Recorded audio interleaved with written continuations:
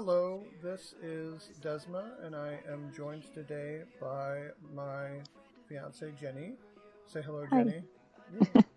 Yay. And we have a couple of our friends from the Life is Strange fandom, a couple of musicians. If you've been listening to the previous episode of the podcast, you'll recognize them. We have Riley Hawk. Hi. And we are also joined by Kothi. Hey there. And we have joined together once again to talk about another new Life is Strange episode, which kind of was announced and then showed up, and now now we have played it within the span of like a month, less than a month, which is kind of crazy. So we're gonna talk a bit about the. We'll see if I can get this name right this time. The Awesome Adventures of Captain Spirit. I keep calling it Captain Strange, which is not correct. But yeah, so we knew a year ago that Don't Nod was working on a new Life is Strange game, and at the time that was how they put it, was we are working on a new Life is Strange game, and like that was kind of it. And then like a month or so later, before the storm got announced, and then all that stuff has happened. The fourth and final episode of Before the Storm came out like maybe 4 months ago? Was it March or April? I think it was March. But yeah, maybe. Yeah, seems like a while ago now. Yeah. It actually wasn't that long ago, but it feels like it was a long time ago. But that came out, and so that's done.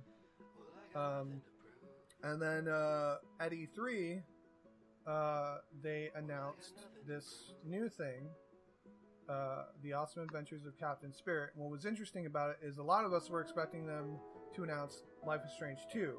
And then they announced this, and we're like, what? I mean, that's cool, but like, what's going on? And then like, turns out this is, in the fine print, this is a demo for Life is Strange 2.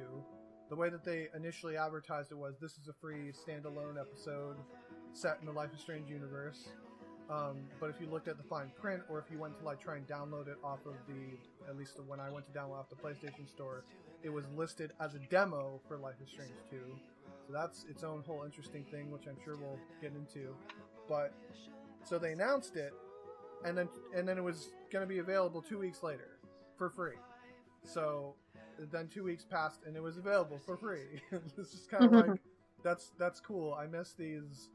Because really the main company I know that still does this sort of stuff is Nintendo, where they'll announce stuff that no one has any idea is going on, and then it'll actually come out within a short period of time.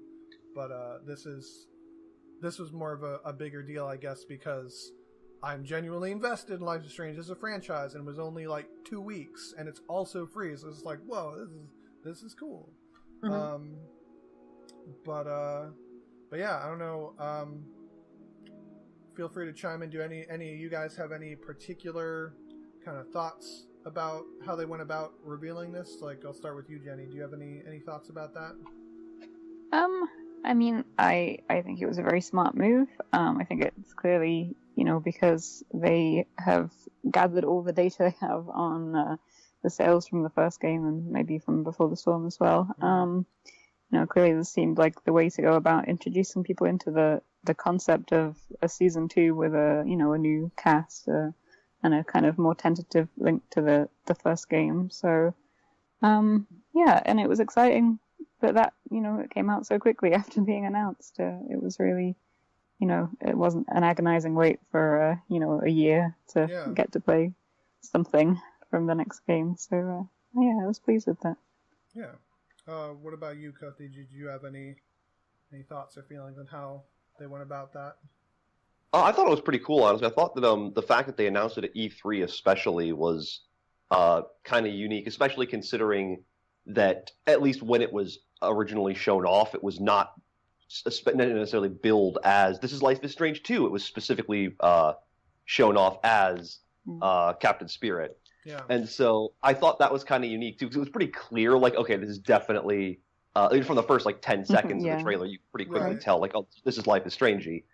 But it was unique to see it, I guess, shown off in that capacity, and also considering it was free. I think, like Jenny was saying, that's definitely a very smart move that they made.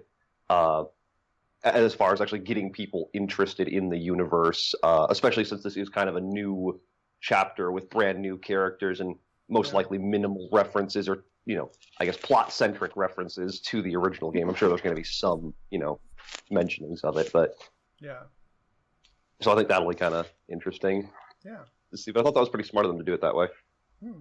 What about you, Riley? Yeah, I was surprised that they did that, but pleasantly surprised. I thought it was really nice. It seemed like a really nice gesture of them to kind of be like, hey guys, like here's a free, kind of introduction to Life is Strange 2.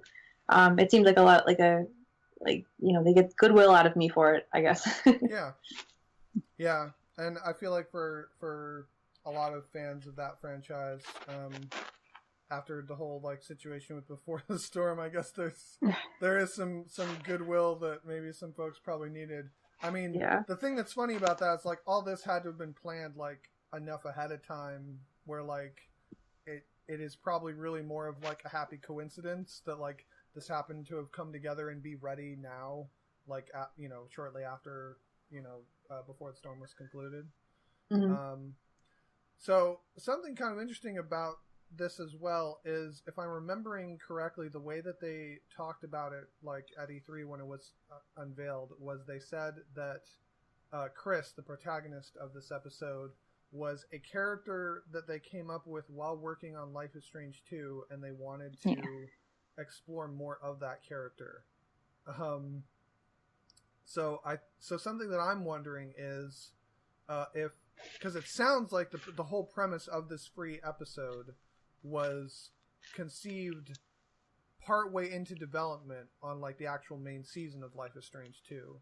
And especially going off of the credits that are shown at the end of that episode, I get the feeling that those credits are that's the whole dev team for Life is Strange 2, and they kind of set some time aside to get this episode put together probably over the course of this spring or something, to kind of have that out there to help kind of boost the main game when that comes this fall.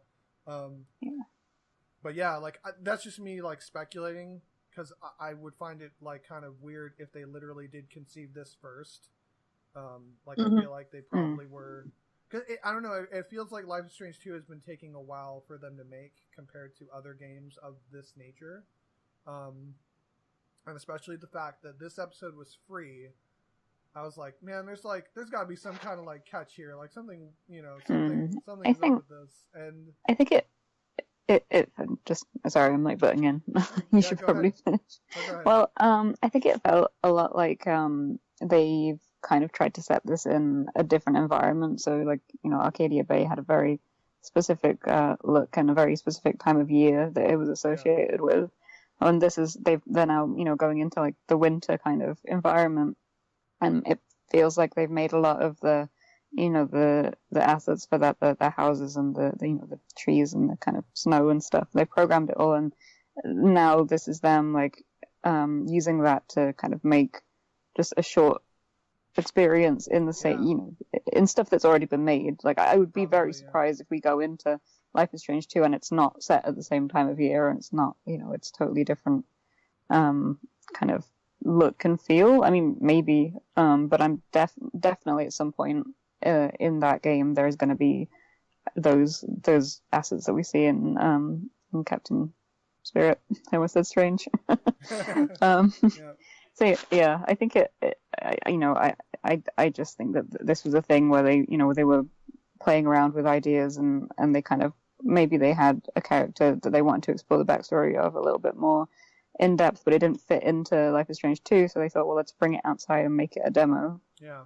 Well, and especially the fact that it all takes place within such a confined space, I think lends credence to that theory that they were like, yeah, we could take this one area and just build a story through that. And then, in terms of scope, it definitely reminded me of the bonus episode from Before the Storm. So it kind of reminded me of that same, it takes place in just one house, one lot, and that's kind of it. And you get some of that outdoor scenery, but it was largely, I would assume, like you were saying, reused assets or assets pulled primarily from the main game itself. And my guess is they probably finished that early. or earlier than they were anticipating. It's okay, well, we could just show off a trailer for the game at E3 and then say, okay, let's wait, X number of months till the game comes out and that's it. But since, I'm assuming we're wrapping up, the post-production components or QA testing, but the main development was potentially done at that point. Do you think do you think they finished like the whole of season 2? Is that what you're saying? That they finished enough of it that they felt comfortable making a branch off. I guess that they got enough of the framework done. And they probably have to go back and actually, they're probably going to go back and make changes based on feedback, I would assume, and or hope. But I feel like they probably finished enough of it that they felt, we're mildly ahead of schedule. In this case, we can actually take the time to create this little bonus component. It's really interesting. Like, if you're comparing that then to to season 1, where they were very much like they finished the first 2 episodes when episode 1 came out, but they were nowhere near like touching 4 and 5. So, and that's kind of what I'm wondering is how is that going to if that is the case, how is that going to reflect into the main game? Or let's say the main game comes out and we end up being catastrophically disappointed with certain elements of it. Are we going to be wondering, should they maybe have put a little more effort into season 2 and a little less effort into Captain Spirit? But that's all completely speculative at this point, obviously. But it'll be interesting to see how that retroactively is going to change as the main game comes out, I think. Yeah, I'd be really interested to find out more about that though, because I'd be surprised if they really have like finished everything in development. Oh yeah, like, exactly. I think that it's looking at the schedule of development for a game like this. I just don't know if it's possible to have done that much to have reached that point. Yeah. Especially when they're only just going to be releasing episode 1, not even a full game, all 5 episodes at once. Right. One thing that I found kind of interesting, I guess, about this whole thing, like on a more pragmatic level, I guess, is when they first announced it, I was like, okay, this is definitely going to be like a demo of Life is Strange 2, and then I looked and someone pointed out like the fine print and confirmed that. I was like, okay, so that makes logistical sense as to why they're releasing this episode for free, because they can't really afford to do that without there being like some purpose behind it, really, because that's just how that works. But then we found out a little bit later, I think they announced it maybe a week or something before Captain Spirit came out, they actually formally announced, yes, here's Life is Strange 2 is the thing that's happening. Episode 1 is coming out in September. Some element of, Captain Spirit is going to tie to this main game. Also, you can go and pre-order it. And also, it's $40. And I was like, whoa, okay. Because that's like almost twice as much expensive as the original game was. And like, it's not even a matter of like, oh, well, depending on what they want to do, games like that are sometimes more. Like, no, like these episodic games in this style have very consistently been like $5 per episode. And last year with Before the Storm, you could see them like wanting to like push past that, and that's why they pushed the deluxe edition so hard so early, because they knew that they wanted to kind of lock in like a higher amount from like fans in particular. And so with this, that it's even more, it is going to be 5 episodes instead of, like 3.5 or however you want to look at it. I am wondering if the reason it's more is because Dontnod has a higher budget and overall between the developer and the publisher, they're feeling more confident that it will be worth more.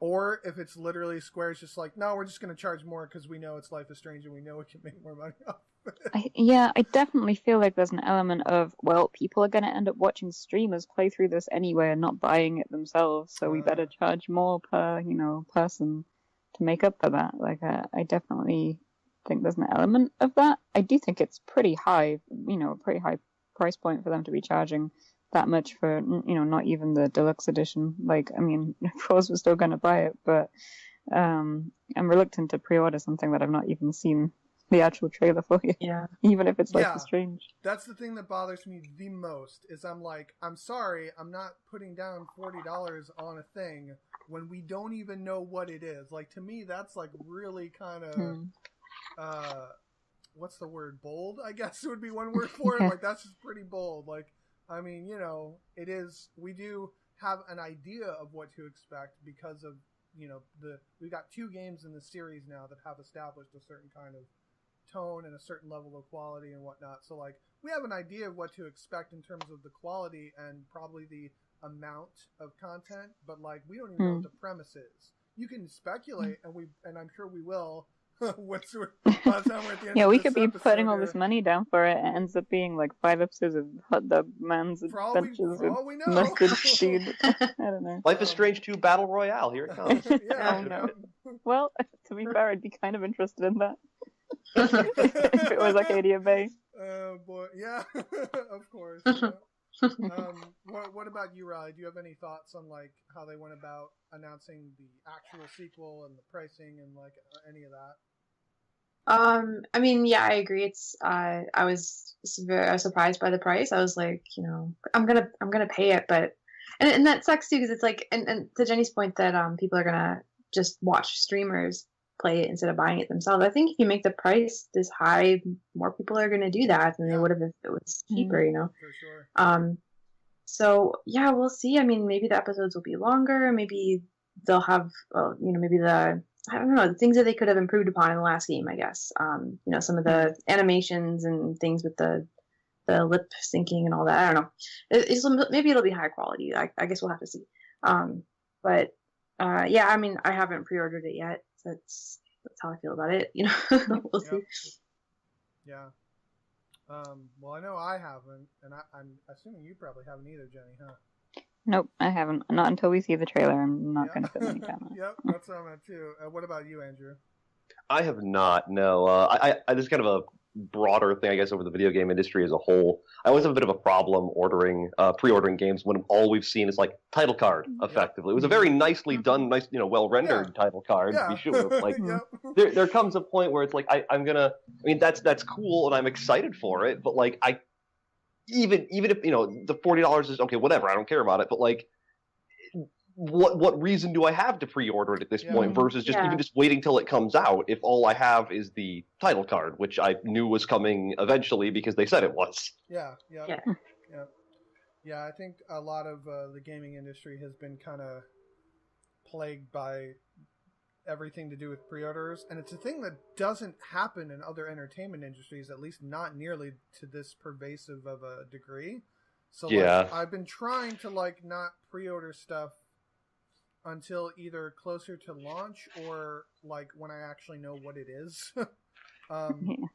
Really, now that I think about it, the only gaming related things that I will like straight up go and pre-order like right when they're announced are like certain amiibos, and that's mainly because if you don't do that, you might not be able to get one for a long time because of like their like limited supply when they do a first run of them, and even they've even been getting better at that, so it's not even as big a thing. Yeah, like that's the reason to pre-order is because it might run out. But like with digital downloads, that's not a thing anymore. So it's like exactly. they have to come up with these new incentives for you to pre-order, you know, and it's often they're just not that compelling. Yeah, and something that's so weird to me is I'm like, I don't see the music industry or the TV industry or the movie industry like going to such lengths to like incentivize putting money down on a thing before it comes out. Mm-hmm. And I feel part of that is because those things just generally cost less.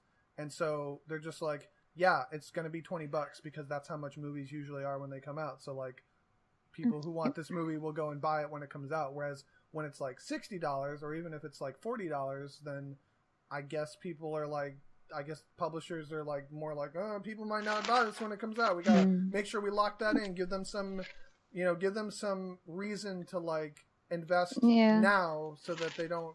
Yeah, it's so weird. I think there's also the element of just how the industry functions is that, you know, in the movie industry, you do tend to have a film would be, you know, they'd have finished filming it and, you know, maybe it would still be kind of going through some editing or some like testing phase or whatever, you know, when they release the trailer and stuff. But generally it's done and you go on to the next phase of like marketing and stuff. Whereas video games, they're still getting made like up until the week before they're released, or, you know, maybe 2 weeks before, put on the PlayStation Store and stuff. So they need the pre-orders to continue making the game.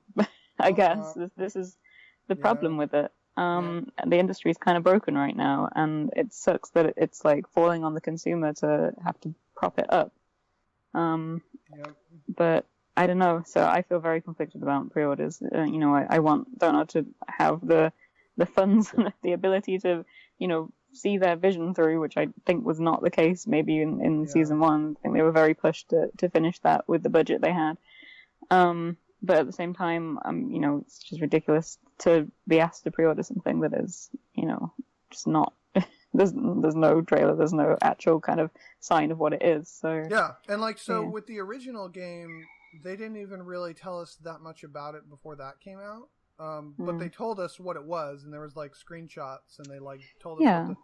I am kind of interested as to why they haven't just said, "This is what the sequel like. Here's the main character. Here's like what the setup I is." was really I really expected something at the end of that demo. Playing through it, I just expected something. Like a little teaser at the end that was just, like the teasers at the end of the Life is Strange episodes where you just see like a flash or two of like what's going to happen. And instead they've just been like super vague about it, and I don't understand if that's like Dontnod's decision or if that's Square's decision or like what is up with that. But it's really weird to me, like especially if it turns out that like yes, Chris is the playable protagonist in Life is Strange 2. I'm like, why did you not just say that then? Like, why build up all this like weird like kind of mystery about it then? But speaking of Chris, I guess we should probably talk about the actual episode that we have gotten and we have played through, which is about Chris Erickson, and he's. Is there like a confirmation of exactly how old he is in this episode? I thought he was 10. He's 10? I think it's 10 or 11. Okay. Guesstimate that I got. That's what I assumed. And then I was having a bit of trouble pinning down exactly when this episode takes place in comparison to the first game. Didn't they say it was 2017. Yeah, 3 years. There's a newspaper article, I think, that says either 2017 or 2016 or 2018, somewhere in that last 3 years range. Yeah, nice, good catch. Because that's what I had seen people saying it takes place 3 years later, but then after I played the episode, I was like, wait, was that like when Life is Strange 2 takes place? No, the timeline, the timeline of the demo works out, because like they, the dad and his mum, they got married in, was it 2005? Yeah, 2005. Yeah, I think it was. That was a code on the thing, right? And then he was born, say, a year or two later. 7 or something, I think it was. That would work out, right? Yep. So. Yep. Yeah, that's true. Good point. But yeah, so we're playing as a 10-year-old boy, which is definitely different than either of the first 2 Life is Strange games that we've gotten. And this episode was different than previous Life is Strange episodes in a number of ways. Obviously there's the whole like kind of childlike aesthetic to like the UI and to the framing of some of the scenes. I'll check with you, Riley. Like, what are your thoughts on how they approached that? Like using his imagination and like the way they changed the presentation to suit that. I thought that was cool. And the first thing that I thought was kind of cool about it was the way that they showed it in like the trailer, because it was really ambiguous. It's like, does he really have powers? And of course you're going to think that too, because Life is Strange is all about kind of people with weird powers. But then you get into the game and it was just really, really cute to me, like how he was, kind of having his like there's things you can like pulverize or various kind of things you can interact with and do stuff with. But he always pull the remote out from behind his back or whatever. Yeah. I thought that was really cute, and I thought it was a fun kind of mechanic that they added in there. Yeah. What about you, Andrew? Do you have any thoughts on how they went about like his imagination and all that? I liked it a lot, kind of like Riley was saying. I really liked the ambiguous nature that they shot it with during a lot of scenes, and especially when you build that off of the trailer, when you go in expecting it. It was almost to the point where like every time he did it, you were like, okay, it's always been faked before, but is this the time he shows it? Is this the powers? And like you kept expecting, maybe this is real, maybe it's not. And so even once you kind of got into the groove of it and you knew, okay, this is fake, or his imagination, I should say, rather, not fake, but this is a camera trick we're effectively playing with the game.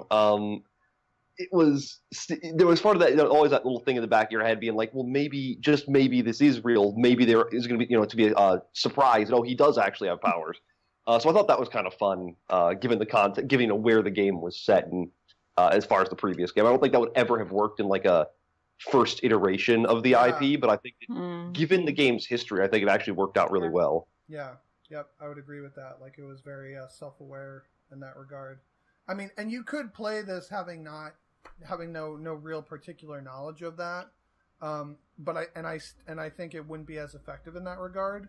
But it is the sort of thing where you don't lose anything for like not having that extra context. You just be like, no. Exactly, you just gain a little extra fun in there. Yeah. I think that's the right way to go about this sort of thing, definitely. Yeah. What about you, Jenny? Did you have any thoughts about that stuff? No, I thought it was, it was really cute. It definitely fooled me, like the first, the shot, where he's like raising the plane, is it plane, spaceship, something like that, with his mind, and then it pulls back, and I was totally fooled, because I was like, we're gonna play someone with, telekinetic powers, is that it? Yeah, I think so. So yeah, I thought it was, it lends itself to playing a video game so well, like just that kind of experience of like, I don't know, a child's imagination. It's not something that, I suppose there are some films that tackle that kind of thing.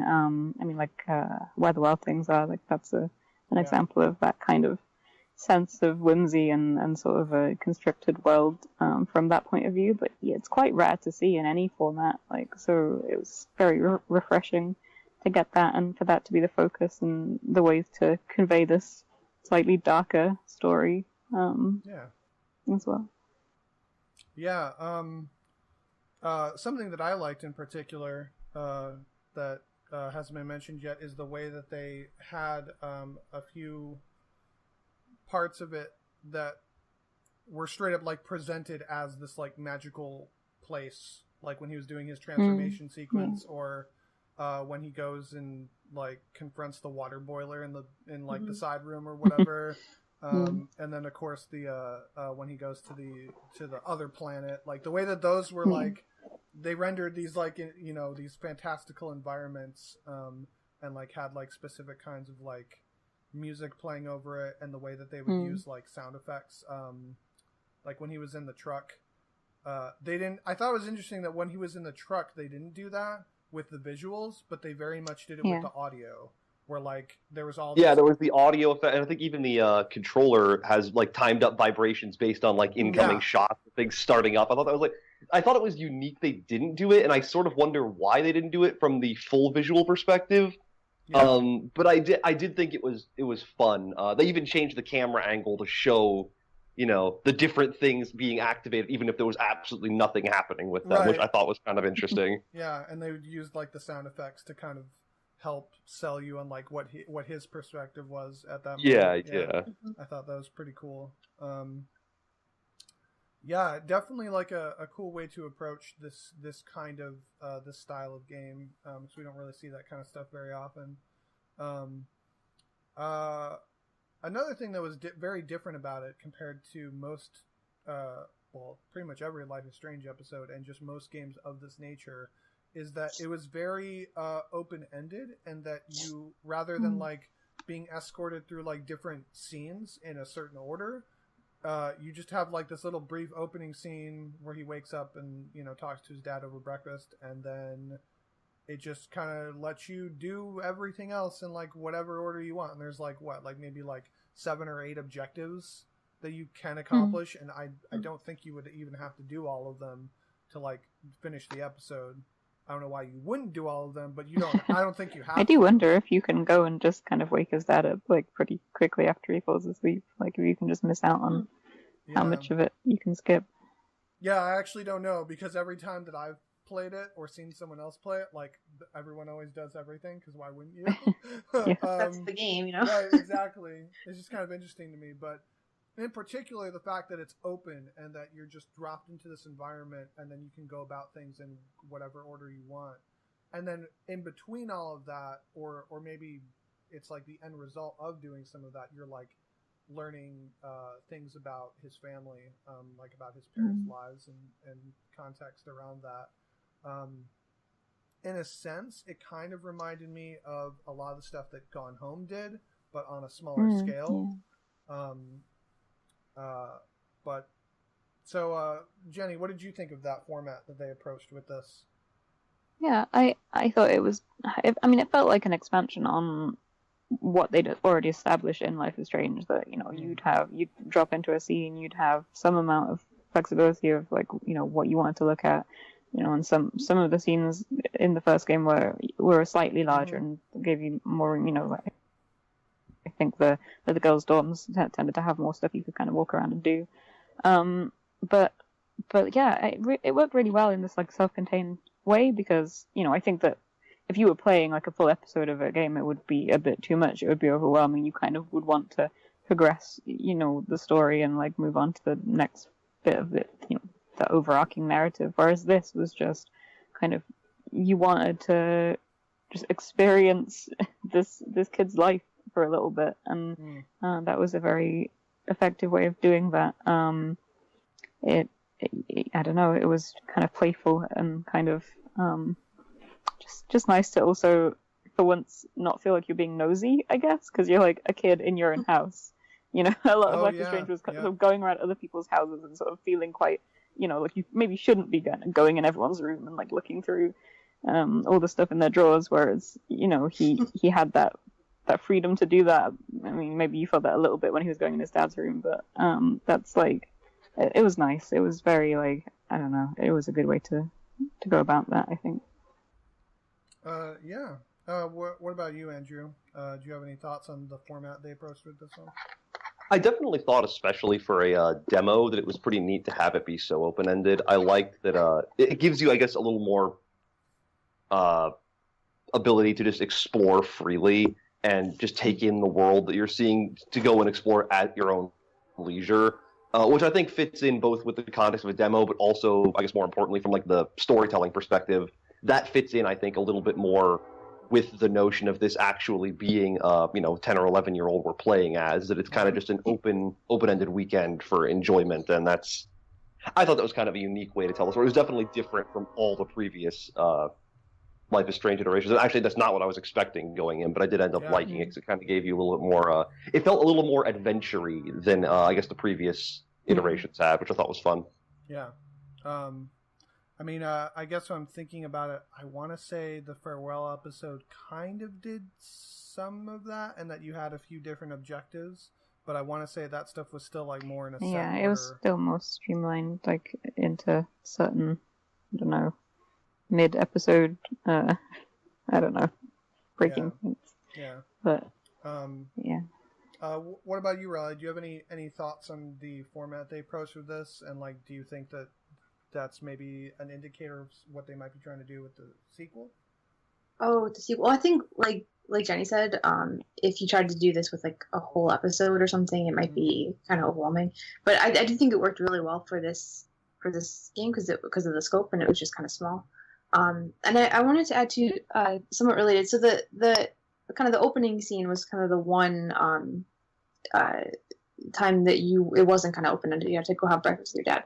I thought it was so cool what they did. Like I don't know when you guys went to breakfast, but I wanted to see everything in the room because I was afraid that I wouldn't get to come back. Okay. Yeah. So Dad's yelling at me to come to breakfast, and I'm just like trying to check everything out, and Chris is like, we better go to breakfast, but I'm like, oh, it'll be fine. It's just a game. It'll be fine, But it like wasn't fine, and I thought that was so cool because this happens all the time in games, and I was reminded of like episode 5 of Life is Strange, where like it was a lot was going on. You really shouldn't take your time and look at every little thing because there's important stuff to get done, but it's a game, so you do it, But then in this situation, you really should have gone, You don't take time to look at everything. I thought that was really cool. Yeah, and it was a good way of aligning the player's desires, in a sense, with the characters. The motivations are different because the motivation is I want to stay in this room and look at all the things so I can learn more about this character I'm playing as. But like a kid would probably still not really want to like be forced to go and eat breakfast on a Saturday morning because maybe they want to do other things like play with stuff in their room or whatever. And so I just like how they managed to get these two different kinds of motivations to line up under the same like actual physical action of like ignoring the dad.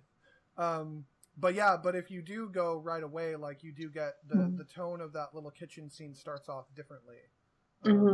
So, and like he does make some kind of comment like, "Whoa, for once you actually came when I called you the first time."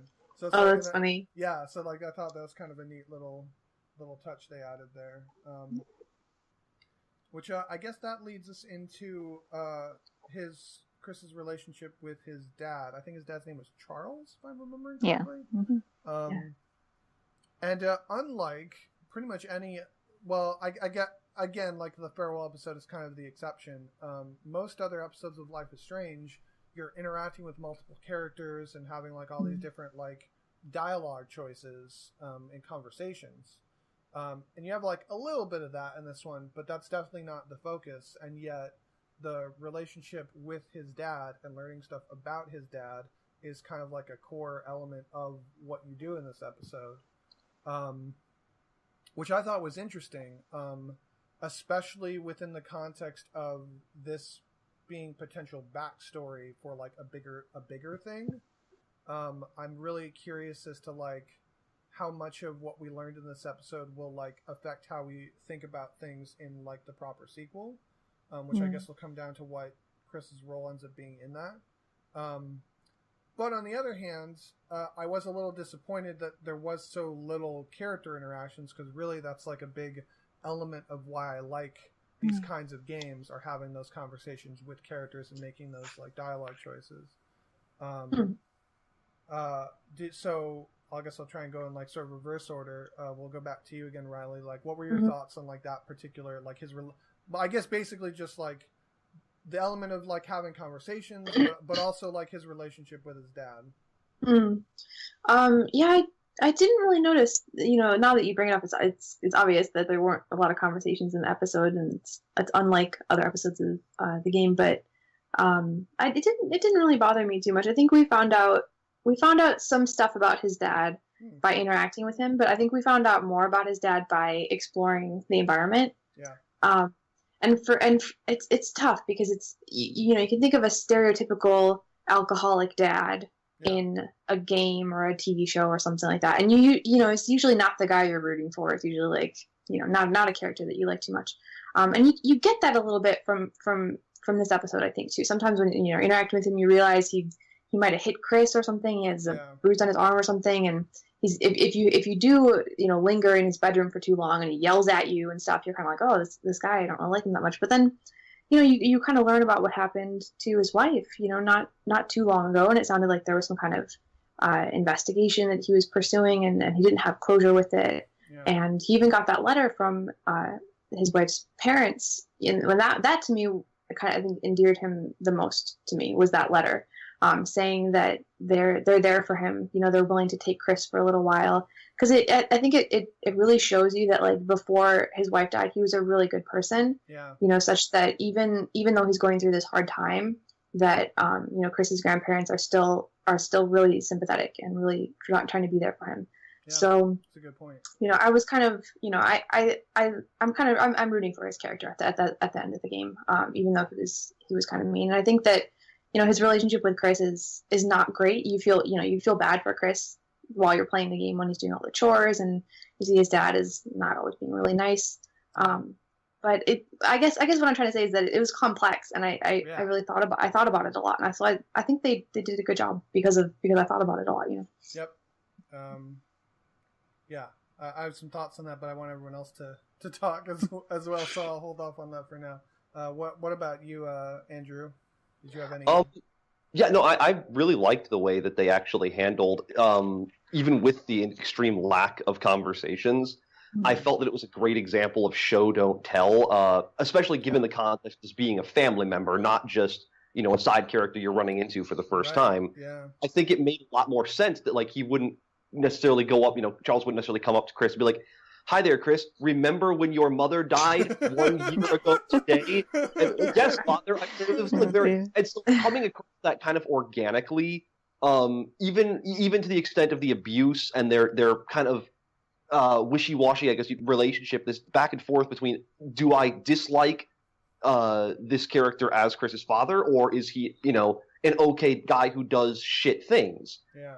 I think there was a really interesting way that they handled it, because they didn't explicitly give Chris an internal monologue on, golly, I sure do love my father in spite of X, or boy, even though he tries, I hate my dad. Whereas, a character like Chloe has a very blatant dislike, very vocalized opinion on David.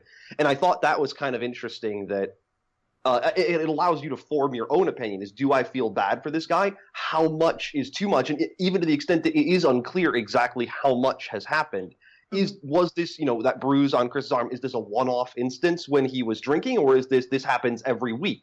Yeah. And because it's never established, it makes it for this really, I think, complicated character for Chris's dad that I thought was nice, as far as or from a writing perspective, which is obviously the context is bad, but a lot of times I feel like when you get abusive characters in video games or film, or really a lot of types of media, you get a black and white character who is, you get the 40-year-old constantly drunk, fat, balding dad who just beats his wife and kids constantly, and it's this caricaturish evil level of bad. That totally does exist. I think it's more interesting sometimes, from a storytelling perspective at least, to see characters who have that sort of fucked up nuance into them, that yes, they're doing bad stuff, but like, oh look, he loves his kid and he got him the game, so he got him the game system he wanted, so like, which side of this do I feel takes higher precedence, which is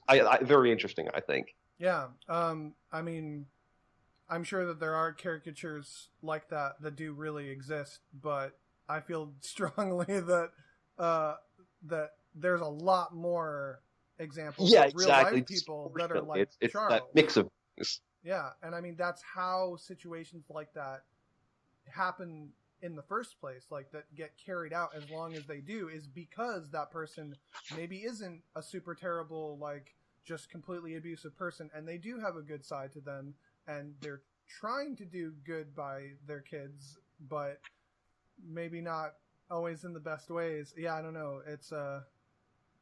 It is, I think both of you have used the word complicated, and that's the same word that I've been using when talking about Charles Online, is that I really like how complicated that situation is.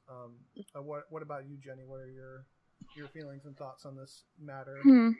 I think that perspective is the most important thing with anything like that. When you're looking at characters who are portrayed as, being abusive, you have to think that, well, this is a game set, from the eyes of that 10-year-old kid. And, when you're a kid, regardless of what your parents are like, you do tend to still, love them and respect them as authority figures. You don't necessarily have, especially if if you're an only child, you don't have someone else to talk to about this, then there's no way to really comprehend, what is past the line of acceptable, behavior for a parent. Like, what is them being physically abusive? What is that?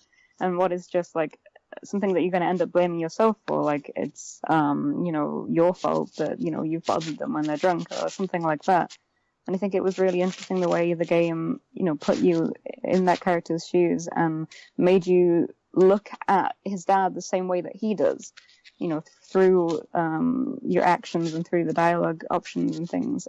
So I think that, it was interesting for me, because looking at the stuff that you were getting from the environment gave me a very different feel to the stuff I was first-hand experiencing as well. I wasn't first-hand experiencing because I watched them play it, but, and the stuff that you see through Chris's eyes, like that letter that you mentioned, Riley, that was interesting to me, because that gave me a very different feeling. That was more like, I felt like his parents-in-law, sending him a letter like that, it could be seen as like, wow, they really care, and like, if this is a sign he's a decent person, or it could be seen as, I don't know, instigating a sense that like he's irresponsible and that he's not up to the task, and that, you know, he shouldn't be allowed to look after his kid, and that could be quite confrontational in another, you know, through Charles's eyes. So I think that a lot of the stuff that was going on in the environment felt like it was weaving this complex story from two sides. From, you know, the side that this is a human being who has been through a lot, and this is someone who everyone else can see is falling apart and is making terrible choices and is hurting this kid. And, you know, where do you feel you sit, you know, in between all of that as Chris? Like, can he realize that his dad, you know, that this isn't healthy and this isn't, you know, good, and he doesn't have to be in this situation? Or is he going to blame himself for it? Like, I think there was a lot, even though the game doesn't really ask you any of those questions at the end. It isn't like, you know, Life is Strange, where it puts some big choice at the end to say, like, do you want to stay with your dad or do you want to leave? It did feel like that was the underlying message to me. Like, that's, yeah, like the underlying thing that it was asking of us to think about. Yeah. I mean, when I was Chris's age, like, I was living in a similar kind of environment. It's actually kind of interesting because the physical setting is very evocative of where I was living, like in middle school and even high school. But the familial kind of stuff is more evocative of when I was like 8, 9, 10.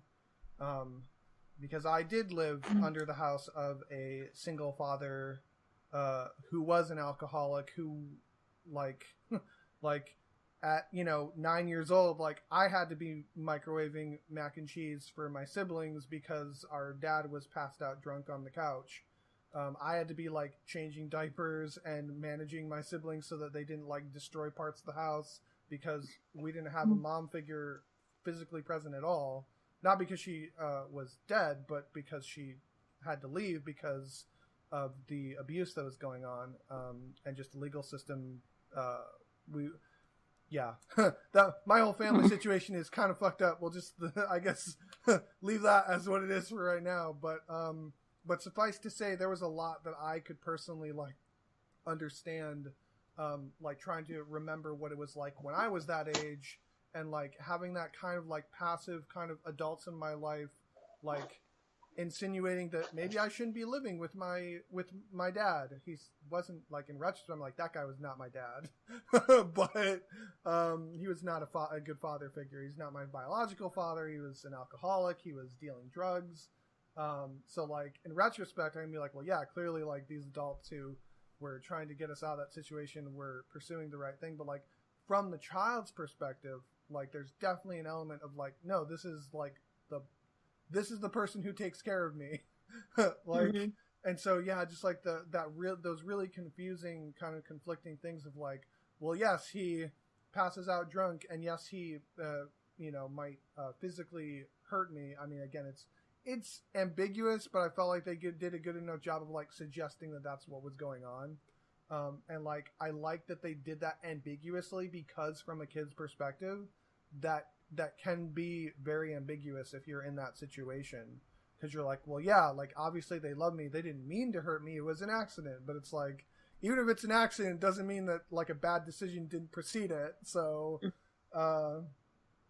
but yeah, so there's just a lot of like personal stuff that I could relate with, like especially when the neighbor comes by, and it's kind of like at the end of the episode, it's like, there is some suspicious noise going on. Like, is everything okay? Should I maybe talk to my husband and maybe come and check on you later? Like, yeah, that was, I was sent to school with my head bleeding once. So, like, that's what that kind of reminded me of like all the adult figures being like, whoa, hey, is everything okay? And I'm like, no, yeah, it's fine. It's totally cool. I just fell. It's all good.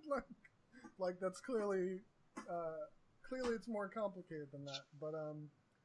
But I did like Charles as a character in terms of like how he was written, because he was complicated, and part of that is that we do get to read all this like contextual stuff about when he was younger and all that. and I especially, yeah, I don't know. The main thing that he reminds me of, which I think I've mentioned before, is he reminds me a lot of Frank from the original Life is Strange. This character who is older than your protagonist, who clearly has a history, and who clearly can be he's capable of being a good person, but he's also not really a great person. Like, he makes questionable decisions and is, maybe up to like some shady stuff in the background. And so, like, maybe I don't necessarily like him as a person that I would get along with in real life, but I like him as a fictional character that was written to be complicated, to make me question perspective and question context, because people don't, again, like, I don't really believe, there are people who are literally, like, they act like caricatures in real life, but more often than not, these kind of questionable decisions come from people who have weird, complicated context that they've had to deal with, and I feel like it's good for a developer like Don't Nod to really, because I feel, at least as of right now, like they seem to be consistently pushing for the player to think about those things and think about the perspectives of these other characters we're talking to. So yeah, that's my little ramble about that. I've got to say, I missed some of that because the girl who just moved in downstairs came and asked about the Wi-Fi password, so I had to go and show her. That's okay. I'm sorry. No, you're fine. It's mainly stuff that we've already talked about after we played that episode. So yeah, that's fair. But yeah, so what else was going on in this episode that might be worth talking about in particular? Actually, so one thing I guess would probably be cool to talk about. I'll start with you, Jenny. The thing with the street signs and with Mantroid and that whole bit there. Yeah. What are your thoughts on how they approached that? Yeah, I mean that was an interesting way to go about. I don't know, not revealing that, I guess, because it's something that you kind of figure out from other things, other clues throughout the episode. But I did like that it culminated in this realization that that he was trying to process this this thing that had occurred. His mum died in this very tragic circumstance, and that's the way that he deals with it as a kid. To use his imagination to try and catch the bad guy who never got caught. I think that was really sweet and really it felt very genuine, even though it's such a, like, the presentation was so fantastical. It did feel kind of rooted in, like, I don't know how a kid would process that sort of thing at that age. So I like that. I like that a lot. I think that Don't Nod does have this kind of nice little surreal, slightly, kind of fantasy edge to the way that they tackle I don't know, processing trauma, I guess is what I want to say, just from the nightmare sequence in Life is Strange. I that was one of my favorite concepts. Maybe I wasn't necessarily super happy with it, it was a bit rushed or whatever, but like I really liked it as an idea, and I like that again as a running theme in this demo. So I hope we see more of that kind of thing in Life is Strange 2. Yeah, I'm hoping for more of that as well. I mean, kind of a side note, but related to that, it looks like the game that they're developing for Bandai Namco, Twin Mirrors, I think is the name of that one. Yeah. That one looks like it's going to be dipping into more of that stuff as well. So it really seems like that's something that they're wanting to do more of, like with each, and they do some of it in like all of their games since, at least since Remember Me, there's always been like some of these like trippy, surreal kind of things. Yeah. What about you, Riley? Did you have any thoughts or feelings on like what they did with his arch nemesis and the teams based in this like combat against each other? Yeah, it was kind of a combination of being anticlimactic in a way, because you kind of are building up to it throughout the episode, and you're like, what's this guy gonna look like? How are we gonna fight him and stuff? But then when you realize kind of the significance of it, it kind of goes from that to just being really sad. You combine it with the scene where he goes through that maze to find the secret treasure, and that one is similarly like slightly anticlimactic because there's nothing, there's not like a big treasure there, but then it's really sad because it's this shoebox of photos of his mom and stuff, and like I cried at that scene. I think it was just very sad because from walking throughout the game and looking at stuff that his mom died, and of course he misses her, but and he kind of puts on the record and lays on his dad's bed for a while and is kind of reminiscing, but those two scenes I think together really like they really show you how much he misses his mom, and I thought that they did a really good job conveying that. It was really emotional. Yeah. What about you, Andrew? I feel the same as the way pretty much all of you have mentioned so far. I think that some of the imagery they used in general was pretty cleverly done. I like the fact that when he's going to face his arch nemesis, he has that sequence where he's having a hard time breathing, and there's this... It was a very evocative moment, I guess, because I thought they did a good job with capturing the way someone can feel as far as the interactions and the emotions and the sense of it without actually having to replicate the emotions themselves, not actually having to show someone having, I'm sad because my mom... So you kind of have to piece together for yourself that because you're seeing it in this context, it gives you a little more of a way, I guess, to relate to the character and to feel for that character in a more direct fashion than if you were just seeing them being blatantly sad on screen. Yeah. Yeah, that is true. Like, they did do a good job at conveying those more sad, I guess for lack of a better word, more sad, like, emotions, like, in a more complicated way. Like, rather than just showing this child like having an emotional breakdown because he misses his mom. Yeah, like showing it through these more abstract things based in his imagination, and then just letting us like process our own reactions to that. I think was pretty well done.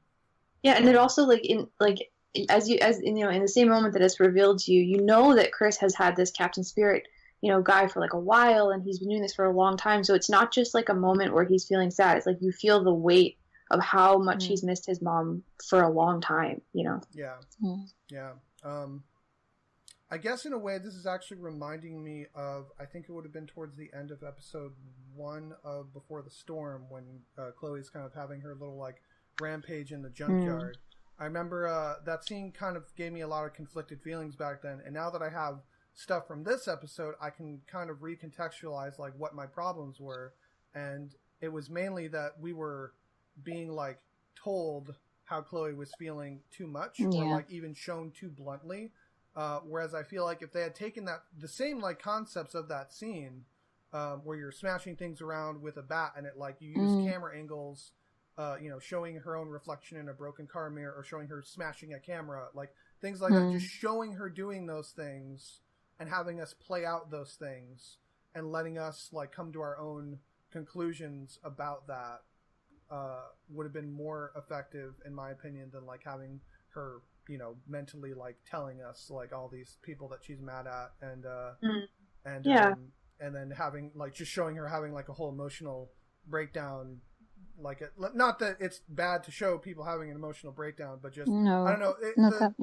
The fact that like she literally found like the car that her dad died in, literally the same car, like it's just like it was a little too on the nose, I guess.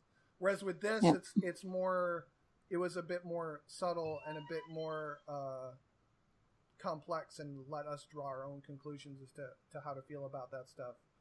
Because I'm getting to a point where I'm starting to feel like, especially because a lot of the comments I see online, that like Life is Strange is just becoming synonymous with like gut punching people with sad feelings. And like I do not think that is like the best direction for the series, but the way that the developers start referring to it and the way that Square's marketing starts referring to it, like it looks like they're like priding themselves on making people feel bad. I'm just like, I think that it's a bit gross, isn't it? But they've been doing that since the first game, really. The marketing's been a bit like that. But I do think it's a strength of Don't Know, and specifically in the Life is Strange like franchise, that they're good at like big emotional kind of it's like gut punches, but it doesn't have to be sad. And I think that's the important thing. Is it's just moments that make you feel, something, because you're connecting with the characters. Not just moments that make you feel something, but like you need that like depth of the situation. Really, you have a good understanding of what's happening. You care about the people involved. There are stakes, and that there's a whole breadth of ways they do that. I mean, I think that like the scene that makes me cry the most is still like the opening of episode 4, and that's not even a specific sadness. It's just everything going on is so like it's so affecting, and the music and the lighting and everything combined that really works well. Scene on the beach. The beach. Not even the because obviously there is a sad scene later on that's kind of mixed emotions as well. But yeah, I just think that they're good at that kind of weaving. I don't know, a story up until a culmination where you have a song playing and you have everything, all the emotions at play, and I want to see them do more of that. I'm not like sad that that's the thing they're getting known for. It's just there's a point where it becomes artificial if you really just try and push it at any opportunity.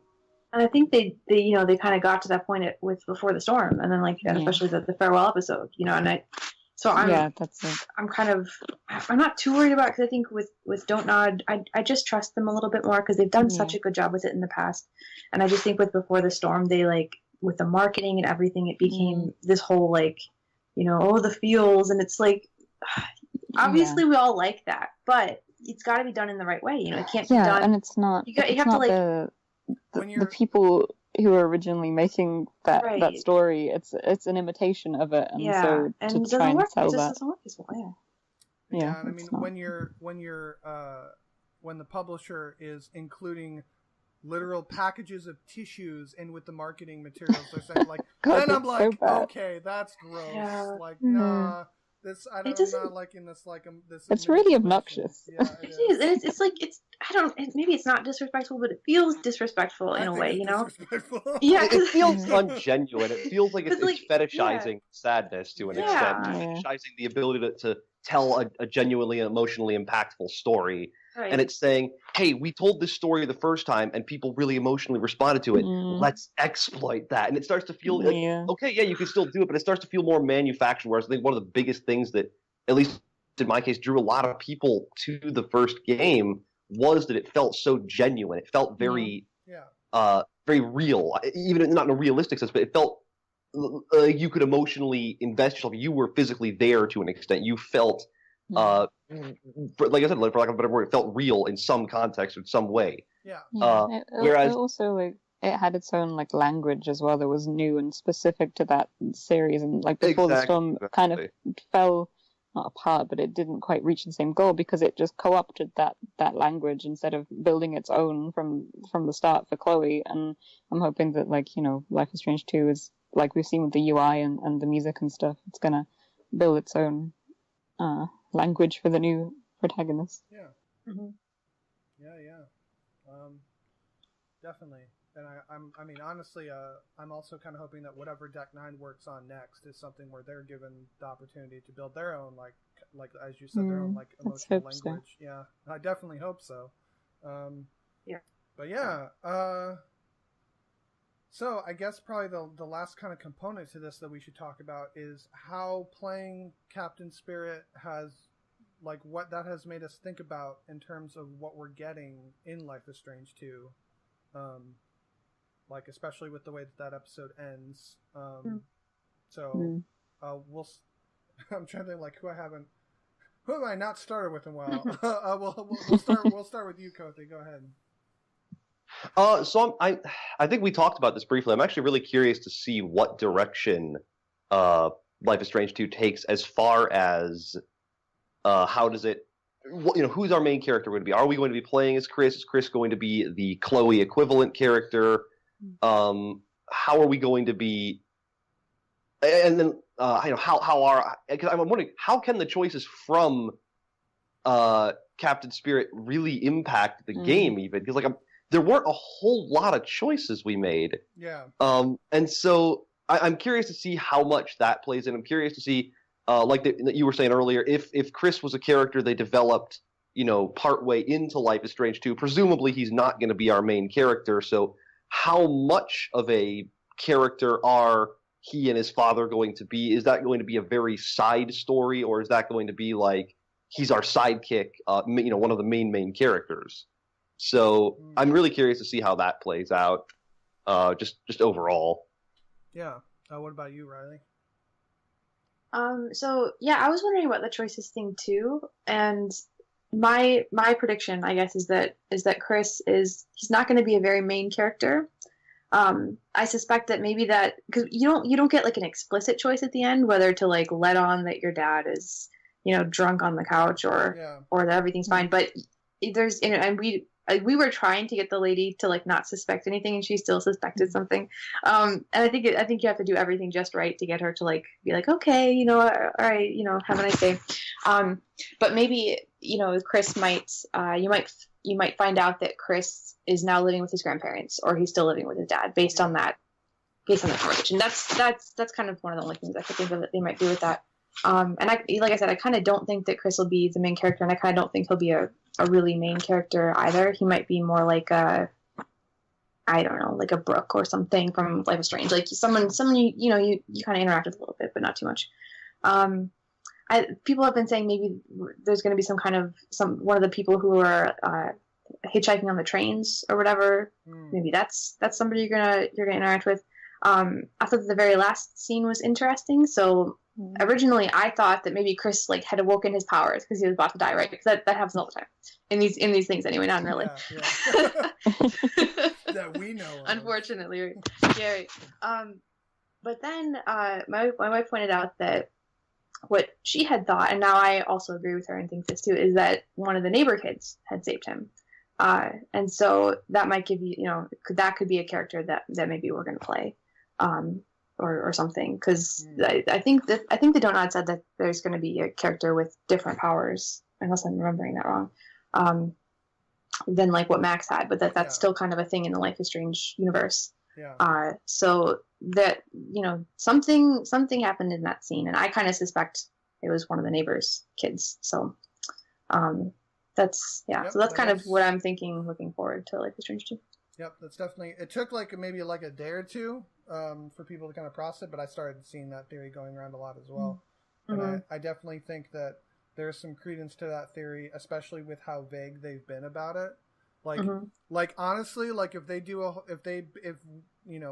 reveal what Life is Strange 2 is, and it turns out Chris is the main character and he has telekinesis, I'm gonna be like, okay, that's cool. Like, I'm still excited, but like, why the fuck were you so like vague about this before? Like, why did you not just make it clear that that's what it was? Like, I will probably be annoyed with that, because I do not like mystery and vagueness for its own sake, because I don't know, it just really bugs me when we like try to like prop something up on mystery in and of itself. I'm just like, no. If it's mystery that has a payoff later, then that's fine. But if the payoff is the premise of the story, then that's not how that works for me. There's a difference, I think, between mystery and then just blatant lack of information. Right. Yeah. Obscuring facts is less mystery and more just not providing people with enough information to make an informed decision on, whether anything at that point. Yeah. So I'm definitely hoping that whatever Life is Strange 2 ends up being, that it's less obvious than this. Because like when I initially had my theory, like, oh, this is the prologue and we're playing as the main character, that was like my gut reaction from the initial reveal. But then like the way that they treated the release and the way that they talked about it since has like made me like take back that initial feelings. I'm like, well, wait a minute, but why are you being all weird about it then? So, well, what about you, Jenny? Do you have any feelings on this? Yeah, I definitely felt like my initial suspicion with it was that there'd be a time skip and we'd still be playing as Chris, just a few years later. But I feel like the things that Don't Not have said kind of make me think now that the neighbor theory is probably the front runner for me as well. Like I definitely feel like that last scene was very ambiguous on purpose. That it looked kind of like he had activated some powers, but then the other people were standing right there, and so we'll probably get to see that scene maybe from the other perspective. Maybe. That's a good idea. Well, and I mean, so much of almost every instance of him using the powers, quote unquote, like the Captain Spirit powers, was ambiguous and kind of intentionally misleading. So, like, it would still line up with that if that was the case with that at the end. But then also, that episode ended so, like, weirdly abruptly, and then just showed those two kids, and it's like, well, why would you just randomly show us these two kids? They don't say anything. They don't even do much of anything unless they're important. Like, what else would the point be? Yeah, that's it. Because, I mean, it would make sense if it was like, oh, they just saw him use these powers, and he's, like, smiling, cheaply at them. But, like, then I think we would have seen them earlier on if that was the case. Like, I don't know. I think that it was such an odd, like, last kind of scene to end it on. And it's, I do have problems with that because, like, I think the rest of the game was kind of really, it felt like quite smooth. It felt like quite, well thought out. And then it just felt like, whoops, we've got to end it now because we can't show you anymore. Kind of like that. That kind of feeling was a little bit annoying. You're like, what's going on? So, I mean, that's kind of the purpose, is to tempt you to, to play the full thing. But I don't know, being left with frustration rather than curiosity isn't really the feeling that I want from a demo. But yeah, I think that whatever we get, it's going to be interesting based off of that short little experience. But I just wonder, the age of the protagonist this time. We've just played as a 10-year-old. Are we gonna play as someone younger? Are we gonna? I don't know. The neighbor kids. One of them looked a little bit older. Like maybe we're gonna be playing as like a 14-ish year old. Maybe he's gonna get involved with the kids who are hopping on the trains and stuff. I don't know. There's a lot of possibilities. That did feel like a really conspicuous email that Charles got about these kids on the railroad.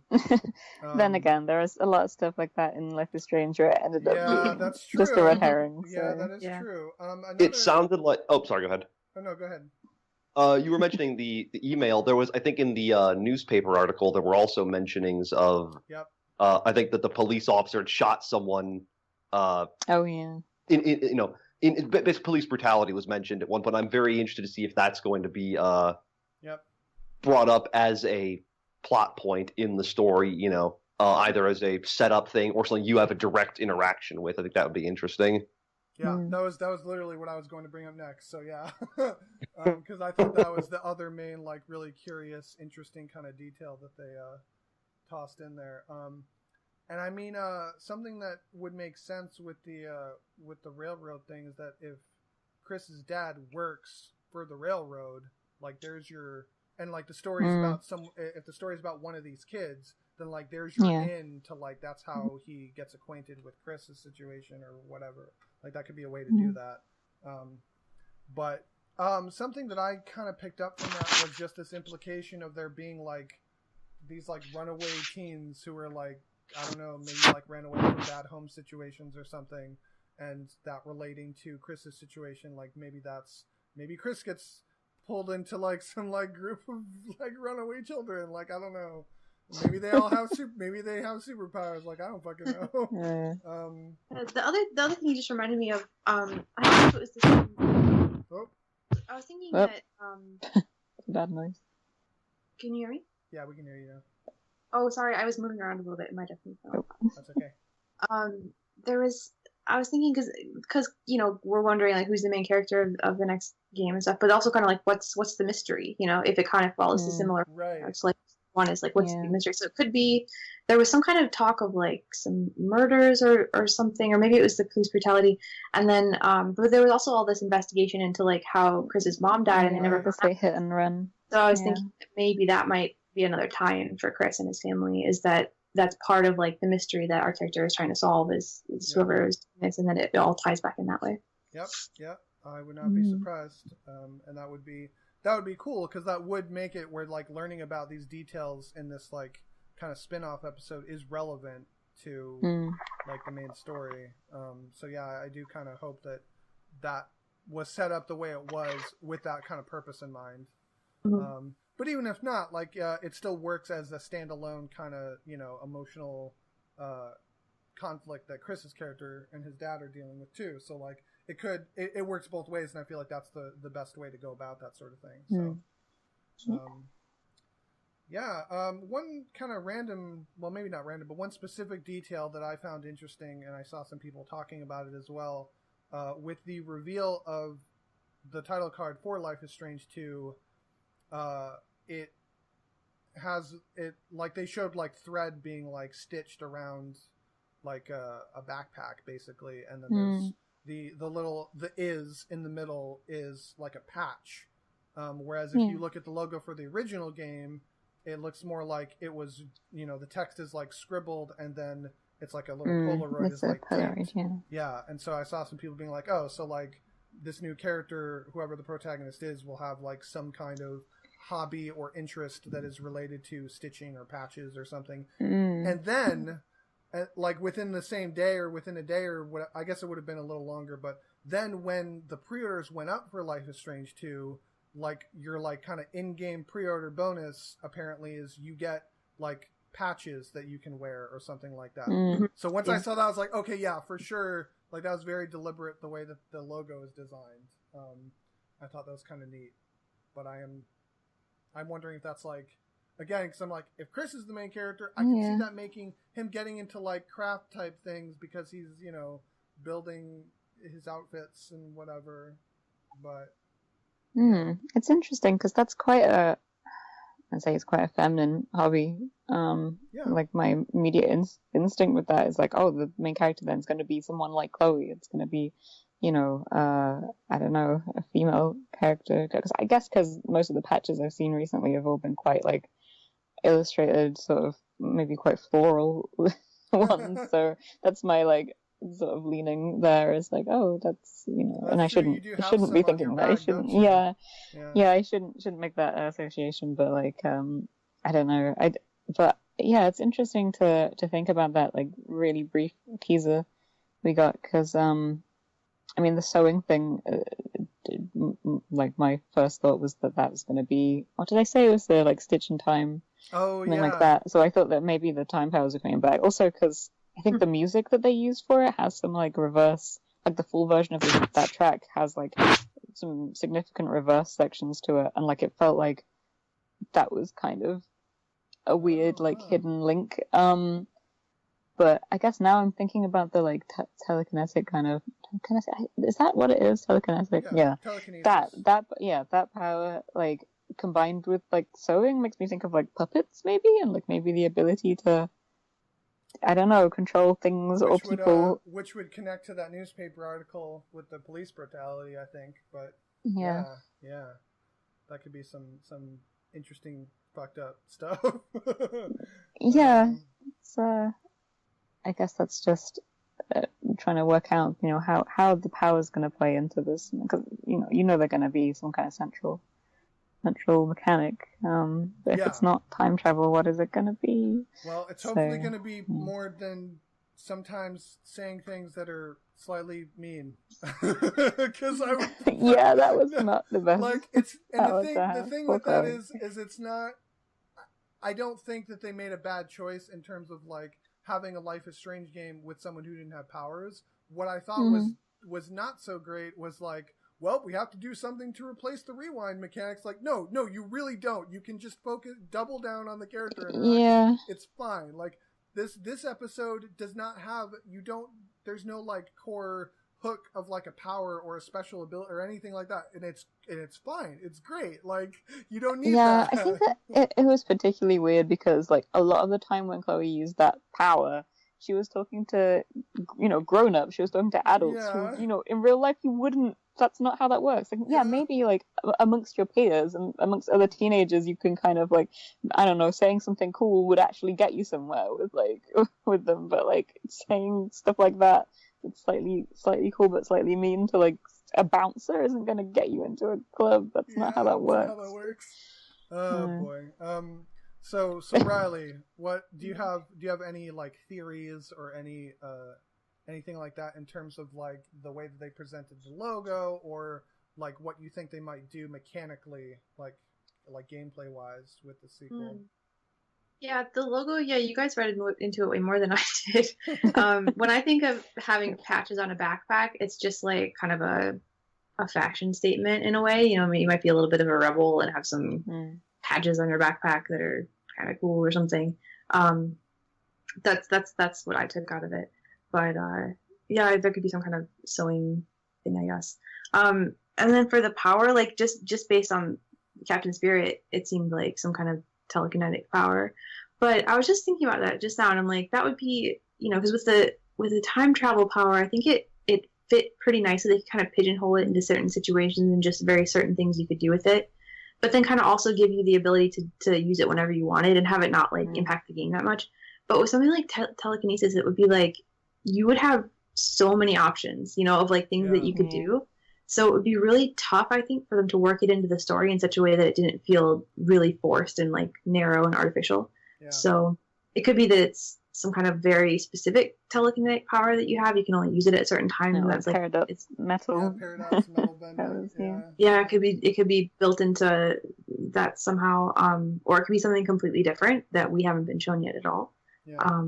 But I'm really excited to see what it is, because I think that the time travel mechanic, it wasn't just a mechanic, like it tied into the story. It was very thematic, like everything about it was very interesting. So I hope they can do something just as powerful with the new one. Yeah. What about you, Kothi? Any predictions or theories or hopes? From the logo perspective and the patch perspective, that actually made me think of like the patches on jackets. So like the I don't know if this is going to be remotely accurate, but when you combine that with like the people hopping onto the train, it makes me think of some like group of like traveling, not homeless or vagrants, but some like gang of some sort almost, but not in like an ultra negative, you know, Frank and his horrible drug dealing buddies gang. More like a group of comrades, camaraderie gang, I guess you'd think of it. Yeah. With the power, it almost reminded me of like the physical only elements of the Force. So, you know, you have your force push, force pull, movement type situations. But combined that with the mentionings of the police brutality and Chris's mom, the hit and run, it almost makes me wonder if it's going to be utilized in more of a confrontational context in certain sequences, whereas the time travel was almost exclusively used for avoidance or bettering situations. I do wonder if it's going to turn into a more outwardly or if that's going to be an option, you know, to take a more peaceful route or to use this for a more, if that is the power, to use it for a more destructive method. I guess that's making me think maybe of the, you know, like we just finished playing Detroit, well, a little while back, and you'd have the kind of time slows down moments where you could choose like which way you want to go about something, you know, by moving the camera around, like that kind of situation. I think there's still, yeah, it's really hard to envisage that without some kind of like time manipulation alongside it, I think. Well, one thing, either way, with what you were just talking about, Kothi, like that would definitely line up with a lot of things that were going on in Captain Spirit, because you got, when they have like a different way of presenting certain options.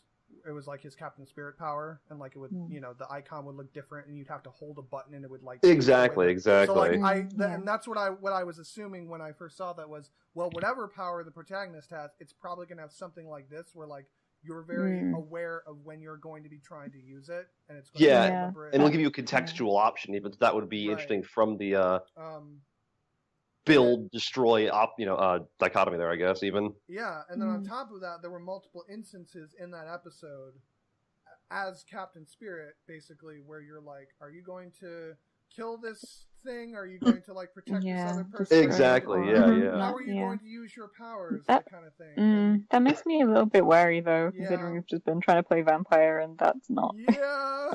That's a good point. Yeah, that is a good point.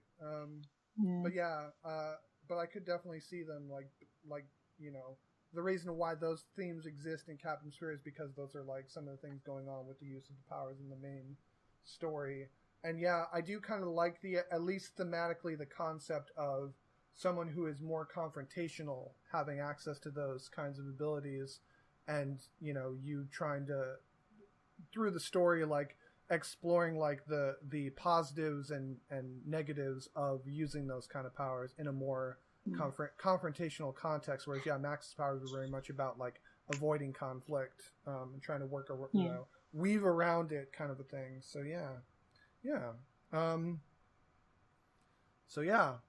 it's not even going to be that long until we get to find out what this is. They've said that next month in August they're going to actually give us more details, quote unquote. So I assume they'll actually like tell us what the concept is, probably with some kind of a proper reveal trailer or whatnot. And then the first episode comes out, I think, September 27th. 27th, yeah. Yeah, so we've got about 2.5 months until that comes out.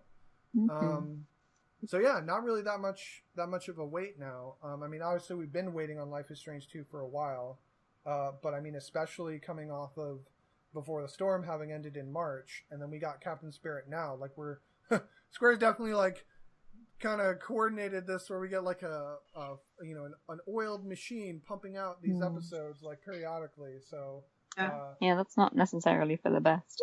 That's not necessarily for the best, no. But in this instance, like, I don't mind, and actually it's all the more because we've gone through Before the Storm.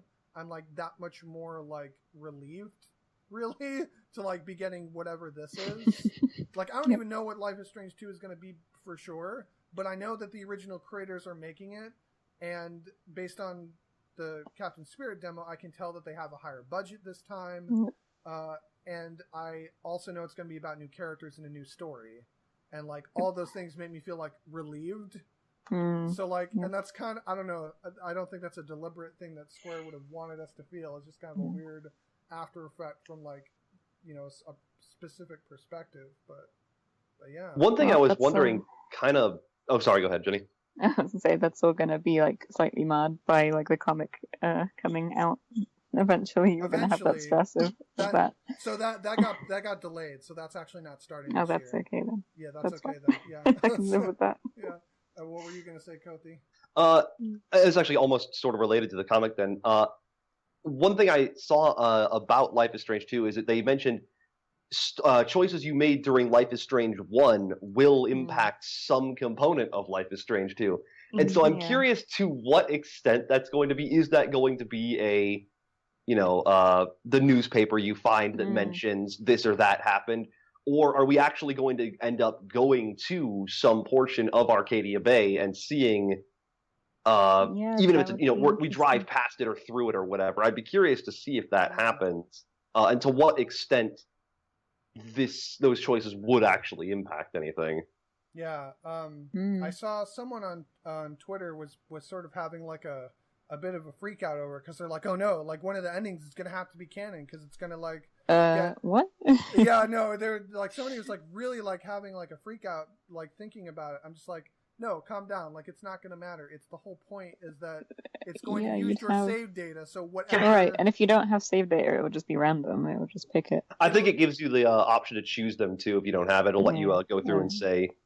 enter them in or whatever it is. Well, I guess it depends how important it is, though, because if it's not like a big deal, then it will probably just be randomized. Yeah, and I can't see it being that big of a deal. I mean, I guess we'll have a better idea when the game comes out, because we'll know like if it does like a specific import your save data thing, like some of the Telltale games do. We'll be like, oh, okay, then like there is something that matters here. Whereas, if it just like kind of asks you which ending you chose or something, which I don't know how they would do that without it. Yeah, I don't know. But either way, I can't see it being super important. And if it is, it's going to be heavily reliant on your choice. Like, that would be the whole point. There'd be, like, I mean, at the most, I would see them having, like, some kind of cameo of, like, Max or Max and Chloe. But like I don't even think they want to do that based on what they've said. Yeah, see, I'm wondering though, like, what's the probability we'll see any characters from the first game? Like, if this is 3 or 4 years, in the future. So there's a possibility that someone, maybe one of the minor characters, could end up. But then that's the massive like thing with the final choice is like if you chose to sacrifice Arcadia Bay, then you'd have to make a clear statement on how many people survived that, and maybe clarify that if there was going to be any kind of cameo from any characters in the first game, right? Like there would be so much to. I don't even think they want to get into that. I think that they kind of just want to leave that as it is. So like I feel like whatever it's going to be more of a minor details based on like what happened to the Bay, basically. In which case, there isn't going to be a canonical choice because that would defeat the whole purpose.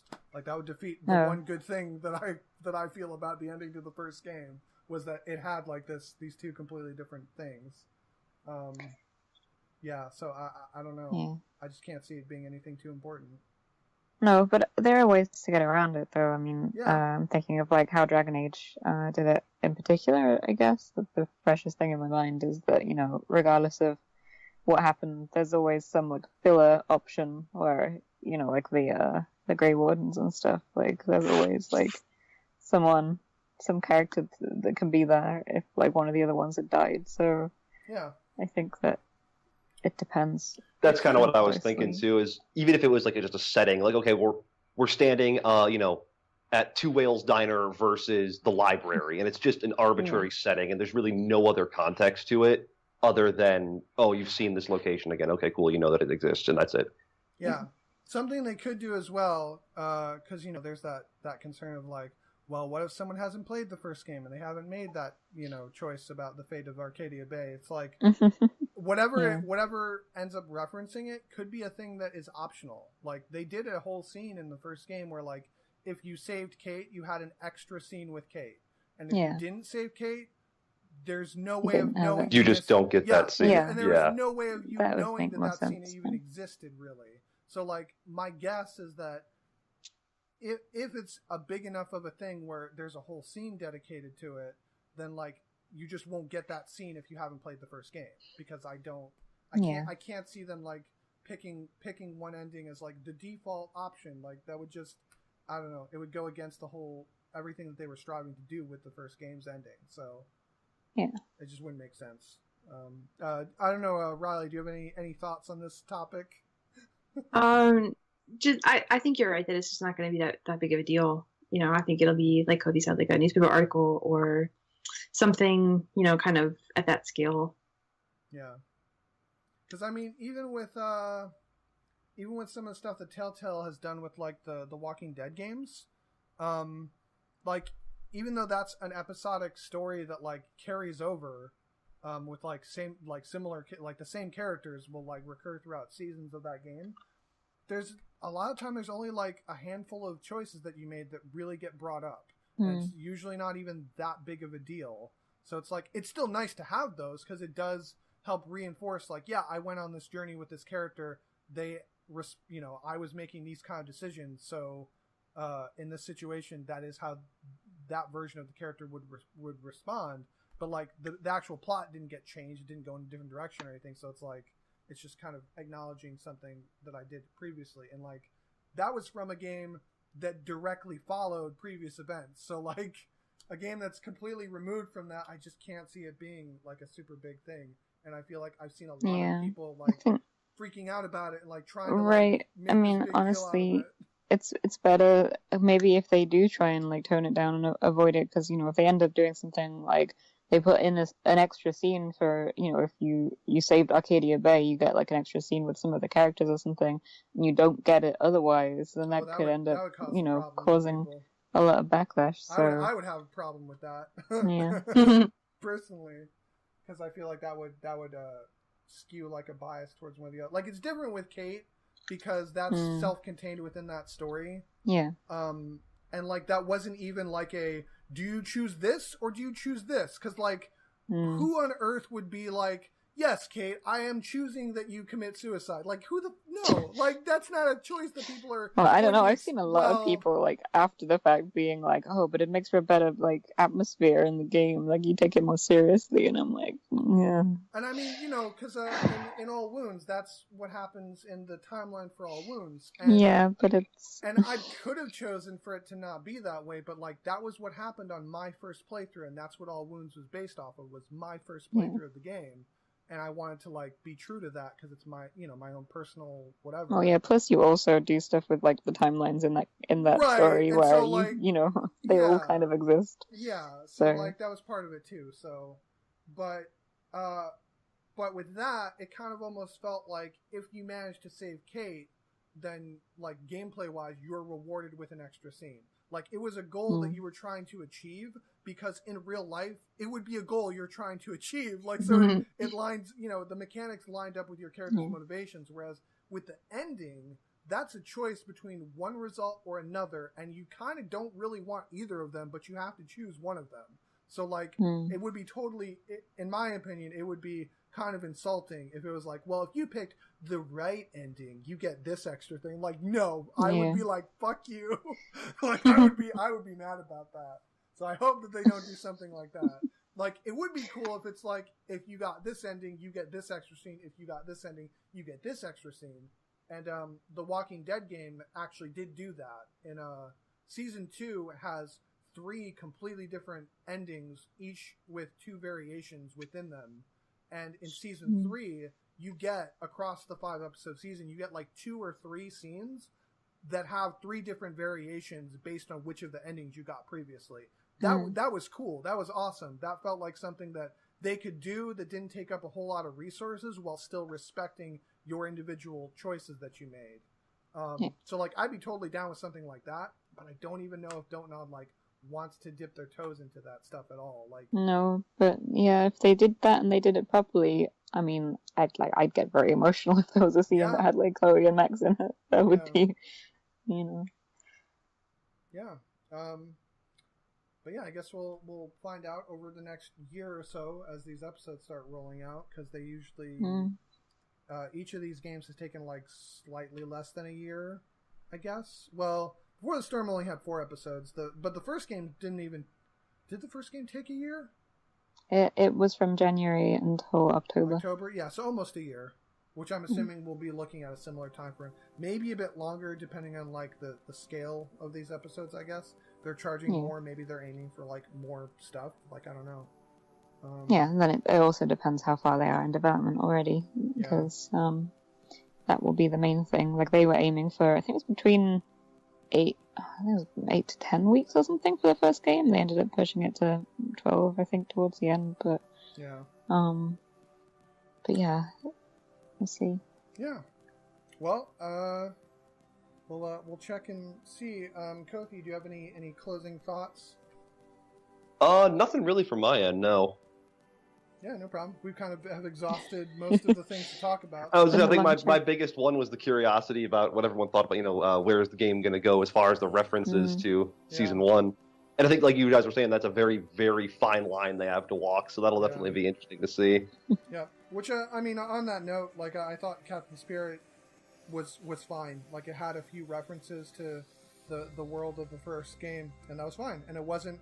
it was distracting, quote unquote, in the sense of like, oh yeah, I remember that, or that's Mark Jefferson. Oh, this makes me uncomfortable. But it's like it wasn't. It didn't take away from the story. It didn't like distract me from the Yeah, it wasn't super invasive either, which I thought. Like, you could find a letter from Principal Wells, I think, at one point. It's like, oh, that there he is. That's cool. Yeah, and if you haven't played the first game at all, you're just like, oh yeah, this is from. That's the principal. Okay, cool. Yeah. What about you, Riley? Any closing thoughts? I wanted to ask if you guys noticed that the moments of calm had like 4 times as many moments, like so many camera angles. They did, yeah. Yeah. I always felt like it was too many. Yeah, a little bit. So you're kind of sitting there for like a long time, and because you want to see all of them, right? You're not gonna hit that stop button until you've seen them all. But when there's like 20 of them, anyway, I wanted to bring that up because I thought it was interesting that they did that. That's fine. My house housemate played through it a couple days ago, and he actually brought up that as well. And he was just like, man, it's like they were like, we got these 2 licensed tracks. Better make the most use out of them. And, throw in those extra. Make sure we bring up this guitar track 3 times over the course of the episode. so yeah. What about you, Jenny? Any closing thoughts? Yeah, not really. I'm trying to think of things I can predict, despite not knowing anything. Maybe the natural disaster this time will be an earthquake. We've had fire and wind and water. Okay. Now let's do ground. Yeah. But yeah, I don't know. That's I'm just looking forward to it. I'm so happy to kind of be waiting for a new Life is Strange game that is don't know it, and I don't know, it's gonna feel like it's meant to feel, I guess. It's been a while. That is where I'm at too. I'm feeling more relief than anything. It's weird. I'm not even even that excited per se, because I need to know what the premise is in order to get excited. I need to know who the characters are before I get excited about something like this. But I'm relieved that that we're finally moving on. That this thing that I've been wanting us to do for a year now is to just move on and move forward. Obviously, I think the original game is kind of always going to have a special place no matter where they take this as a franchise. Yeah. And Max and Chloe in particular are going to have a very special place for me personally, at the very least. So but the thing is I don't want them to be trying to one up that with future games. No. I just want them to tell more stories in their style in this world, because that was their original concept back when the first game was coming out. They said, we envision this as a series of different stories with within the same world, and this is just one of those stories, and it's just the one we decided to start with. Yes, that's cool. I am kind of wondering if over the coming years it'll end up ultimately having almost kind of a mini X-Men kind of setup with its world with all these characters with different powers. That's we're getting ahead of ourselves. But if it goes, Max's school for superpowered individuals. But if it goes in that direction where it does end up being a collection of different origin stories almost about characters with different powers, it's still gonna feel totally different than something like X-Men. Because it's Don't-Not, and it's the Strange. So, so I guess we'll see what happens with that. But we do not have too much longer to wait. So we will definitely be reconvening probably in early October and going over whatever the first episode of Life is Strange 2 ends up being. But in the meantime, thanks for tuning in and hanging out with us for a bit. Thank you very much, Riley and Kothi. And also Jenny, who was probably going to show up anyway, but I still appreciate your presence. I appreciate all of your presences here a lot. It is significant to me that we have been able to try and keep this going as a thing. It's cool. So yeah, thank you very much, and later days, folks. Later. See you later.